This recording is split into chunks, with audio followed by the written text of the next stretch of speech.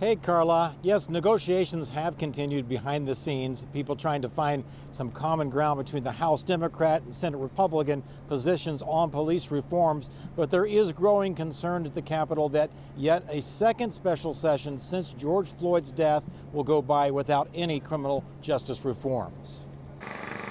They didn't do their damn job. A hot Friday afternoon outside the Minnesota Senate building, a demonstration, an effort to pressure Senate Republicans into moving in the direction of the reforms House Democrats passed in the first session. We have to show up. We have to continuously show up. And we have to continuously fight for justice. One major difference centers on how to approach the ban on chokeholds and the duty to intervene and duty to report. The Senate bill would add those to statewide policy, making them a standard. The House bill would make chokeholds illegal, allowing officers to be charged with the crime for using one during an arrest. There is one man that is serving time for killing a civilian in the community.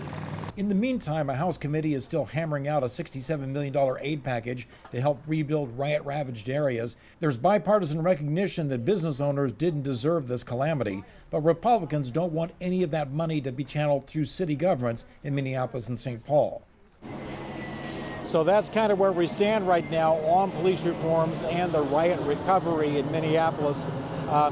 My apologies for, I think that was Delta, for the background noise. Earlier today, some of the same protesters who were at the protest at the Capitol Day, the family members of people who've been killed in encounters with police, they met privately in a meeting, online meeting with Paul Gazelka, the Senate Republican leader, and Governor Walz. Back to you. All right, an important meeting, and by the way, we were able to still hear you loudly and clearly, and we're grateful for that, as always, Mr. Croman. Thank you. You bet.